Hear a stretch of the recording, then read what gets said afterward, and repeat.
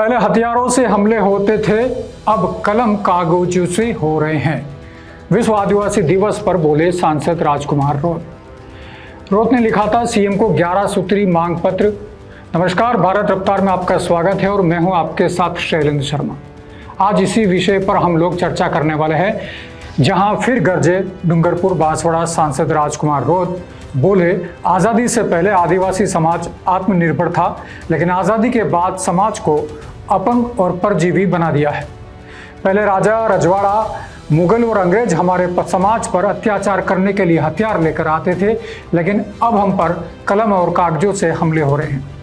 आपको बता दें कि विश्व आदिवासी दिवस पर शनिवार को आदिवासी परिवार की ओर से जिला स्तरीय समारोह स्पोर्ट्स कॉम्प्लेक्स परिसर में हुआ। इस समारोह में जिले भर से बड़ी संख्या में आदिवासी समाजजन शामिल हुए। सुबह 10 बजे से शुरू हुआ यह कार्यक्रम शाम 6 बजे तक चला। इस कार्यक्रम में मुख्य अतिथि के रूप में सांसद राजकुमार रोत थे। उन्होंने कहा है कि हमारा समाज गोफन और भाले से जवाब भी हमला करता था, इसलिए हमारा समाज आत्मनिर्भर था। आज़ादी के बाद हम पर कागज व कलम से हमला हो रहा है। कागजों में पहला हमला भील प्रदेश को अलग करने, भीली बोली को वागड़ी भाषा लिखने का था। पहाड़ व धरती हमारी थी, लेकिन कागजों में हमसे छीन लिया। सांसद राजकुमार रोत ने आदिवासी दिवस की शुभकामनाएं देते हुए कहा है कि आजकल एआई टेक्नोलॉजी है, ऐसे में एआई के माध्यम से आदिवासी परंपरा संस्कृति को बचाने के प्रयास किए जा रहे हैं। उन्होंने भाजपा और कांग्रेस पर निशाना साधते हुए कहा है कि आज तक किसी भी पार्टी और सरकार ने आदिवासियों की परंपरा रीति रिवाज के साथ जल, जंगल और जमीन को बचाने के लिए प्रयास नहीं किए, जिस वजह से आदिवासी हमेशा से पिछड़ा रहा। उन्होंने कहा कि सरकार केवल आदिवासी को वोट बैंक समझने का काम नहीं करे, उनके अधिकारों को दिलाने का प्रयास भी करे। तो ये तो बात हुई सांसद रोत की, जिन्होंने समारोह में बात कही। अब बात करते हैं 2 दिन पहले की, जब मुख्यमंत्री भजनलाल शर्मा विश्व आदिवासी दिवस के अवसर पर सागवाड़ा डूंगरपुर में आयोजित इस कार्यक्रम में जाने वाले थे, लेकिन जानकारी मिली कि वे इस कार्यक्रम में शामिल नहीं हुए। इस कार्यक्रम की तैयारी को लेकर जहां प्रशासन पूरी तरह से मुस्तैद था, वहीं इसी बीच भारतीय आदिवासी पार्टी के प्रमुख और बांसवाड़ा डूंगरपुर से सांसद राजकुमार रोत ने विश्व आदिवासी दिवस से ठीक 1 दिन पहले मुख्यमंत्री भजनलाल शर्मा को 11 तीखे सवालों की सार्वजनिक लिस्ट जारी की थी। सांसद रोत ने अपने एक्स अकाउंट यानी ट्विटर पर पोस्ट कर कहा कि मुख्यमंत्री महोदय, आप 9 अगस्त को सागवाड़ा डूंगरपुर विश्व आदिवासी दिवस कार्यक्रम में पधार रहे हैं। आपका भील प्रदेश की इस धरा पर स्वागत, अभिनंदन है।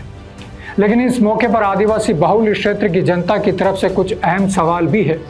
आपसे उम्मीद है कि इस कार्यक्रम के दौरान आप इन सवालों का जवाब जरूर देंगे। ये सवाल इस प्रकार से हैं।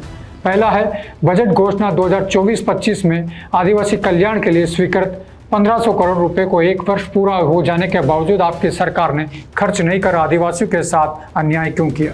दूसरा, बजट घोषणा 2025-26 में आदिवासी कल्याण के लिए 1500 करोड़ रुपए की जगह 250 करोड़ रुपया ही स्वीकृत किया गया और पिछले वित्तीय वर्ष के शेष है 1500 करोड़ में 250 करोड़ जोड़कर 1750 करोड़ रुपए की झूठी घोषणा कर आदिवासी समाज को बेवकूफ बनाने का कुप्रयास क्यों किया? तीसरा सवाल वो वाकई अलग तरह का सवाल है, जिसके कई सारे मायने हैं, और वो है कि पिछले आदिवासी दिवस पर आपने अपने आधिकारिक ट्विटर अकाउंट से विश्व आदिवासी दिवस की शुभकामनाएं दी और कुछ ही समय बाद हटा दिया।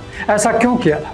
चौथा, आपके सरकार के शिक्षा मंत्री माननीय मदन दिलावर जी द्वारा आदिवासियों का डीएनए चेक करने जैसा घिनौना बयान देकर पूरे विश्व के आदिवासियों को अपमानित करने का काम किया था, उस पर आपने व आपकी पार्टी ने क्या कार्रवाई की? और पांचवा सवाल, आप दावा करते हो कि डबल इंजन सरकार ने राज्य में विकास की गंगा बहा दी, तो आप मुख्यमंत्री बने तब से आज तक आदिवासी क्षेत्र में सरकारी स्कूलों के नवीन भवन निर्माण के लिए कितना बजट दिया? छठा सवाल, आप माही और कड़ाना बांध का पानी जालोर, सिरोही, बाड़मेर, पाली व अन्य जिलों में ले जाने का दावा ठोक रहे हैं, तो आप इन बांधों से विस्थापित व प्रभावित रहे छोटी सरवन, आंबापुरा, कुशलगढ़, घाटोल व बांसवाड़ा डूंगरपुर के समस्त सूखे क्षेत्र के आदिवासी व अन्य स्थानीय समुदाय को सिंचाई हेतु पानी देने में क्यों पीछे हट रहे हैं? 7वें सवाल की तरफ बढ़ते हैं, वो है कि आप मुख्यमंत्री बने तब से आज तक जितनी भी समस्त सरकारी भर्तियों में असुरक्षित क्षेत्र को कम पद देकर यहाँ के युवाओं के साथ घोर अन्याय क्यों किया? 8वां सवाल, झालावाड़ स्कूल हादसे में आदिवासी, दलित, पिछड़े समुदाय के मृत बच्चों के परिजनों से मिलने क्यों नहीं गए? उनके परिजनों को आज तक उचित मुआवजा क्यों नहीं दिया गया?